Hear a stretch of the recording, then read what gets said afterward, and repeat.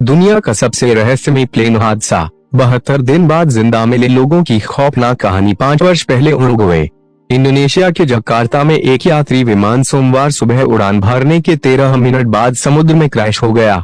इसमें सवार 189 लोगों के मारे जाने की खबर है थे। हालांकि अभी तक क्रैश के पीछे की वजह का पता नहीं चल पाया है। वैसे तो हर साल दुनिया के किसी न किसी कोने में प्लेन क्रैश की खबरें आती रहती हैं, लेकिन आज हम आपको एक ऐसे प्लेन क्रैश की घटना के बारे में बता रहे हैं जिसमें सवार यात्रियों को करीब 72 दिनों बाद रेस्क्यू किया गया था।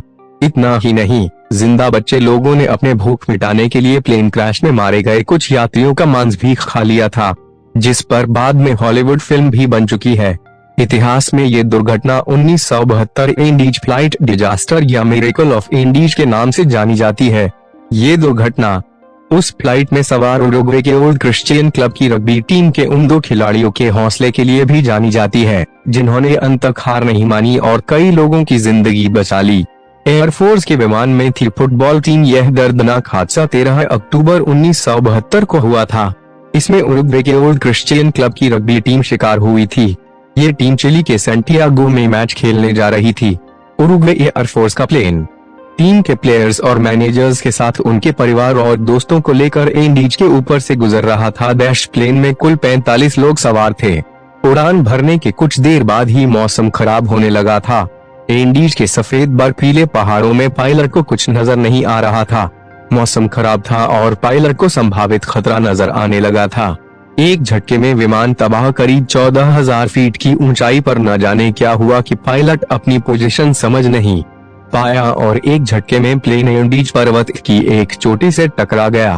तूफानी रफ्तार वाले प्लेन के एंडीज पर्वत से टकराते ही जोरदार धमाका हुआ। दूसरे ही पल धुंधकर जलता एंडीज पर्वत में गुम हो गया। इस भयानक हादसे में 18 लोगों की मौत हो गई।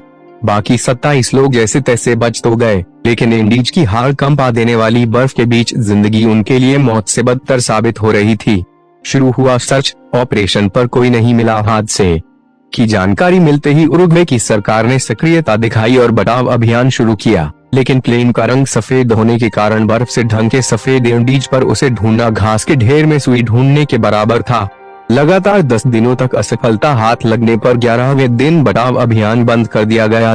सबका मानना था कि एंडीज के विषम मौसम में बिना खाना और पानी के किसी का भी इतने दिनों तक जिंदा रहना नामुमकिन है।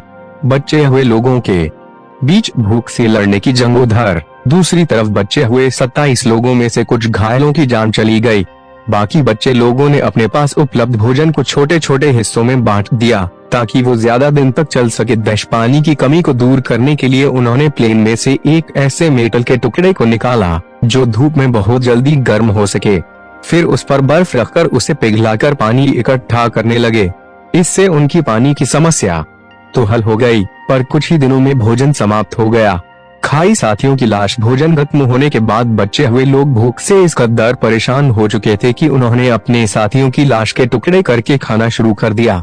एक झटके में आई मौत से बच्चे ये लोग अब असहनीय अंत की ओर बढ़ रहे थे।